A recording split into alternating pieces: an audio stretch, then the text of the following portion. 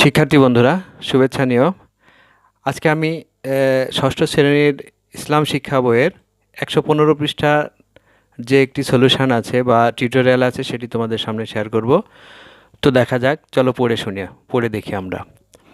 বইয়ের পাঠ এবং শিক্ষকের আলোচনা থেকে 4টি ধর্মের ধর্মীয় সহাবস্থান বা অন্য ধর্মের মানুষের প্রতি ভালো আচরণের ব্যাপারে যা যা বলা হয়েছে সেগুলো অনুসারে নিচের ছকটি পূরণ করো। তো চলো, তোমরা জানো পৃথিবীতে 4টি সবচেয়ে বড় ধর্ম আছে। একটি হচ্ছে ইসলাম ধর্ম, তারপরে হিন্দু ধর্ম, তারপরে খ্রিস্ট ধর্ম এবং লাস্ট অন বৌদ্ধ ধর্ম।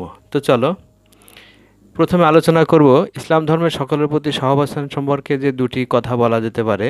নাম্বার 1 হচ্ছে অন্য ধর্মের কাউকে ইসলাম গ্রহণে বাধ্য করা যাবে না, দারুণ কথা। নাম্বার 2তে আছে কারোর সাথে অন্যায় আচরণ করা যাবে না। হিন্দু ধর্মের সকলের প্রতি সহাবস্থানের প্রথম কলামটি হচ্ছে অন্যকে অন্নদান, বস্ত্রদান ও সেবা করা। এবং 2, দাতব্য প্রতিষ্ঠান তৈরি পুণ্যের কাজ হিসেবে গণ্য, অর্থাৎ দান করা, যেখান থেকে মানুষ উপকৃত হবে, সাহায্য পাবে, এটি একটি দাতব্য প্রতিষ্ঠান হিসেবে গণ্য হয় এবং হিন্দু ধর্মে এটার প্রতি অনেক গুরুত্ব দেওয়া হয়েছে। তারপরে চলো খ্রিস্ট ধর্মের সকলের প্রতি সহাবস্থানের প্রথম কলামটি হচ্ছে, প্রথম পয়েন্টটি হচ্ছে অহিংসা এবং মানবতাকে সবচেয়ে বেশি গুরুত্ব দেওয়া হয়েছে। এবং 2, মানবতা বা মানব সেবা সবচেয়ে বেশি ঊর্ধ্বে স্থান পায় খ্রিস্ট ধর্মে। তারপরে লাস্টে বৌদ্ধ ধর্মে কি বলা আছে আমরা একটু জেনে দেখি। জাতি, ধর্ম, বর্ণ নির্বিশেষে সকলকে ভালোবাসতে হবে এবং বেশি বেশি দান করতে হবে, নাম্বার 2।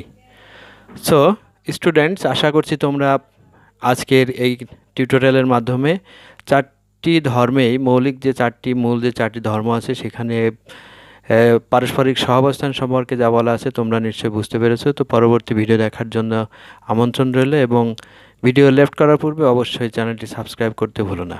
সকলকে ধন্যবাদ। আসসালামু আলাইকুম।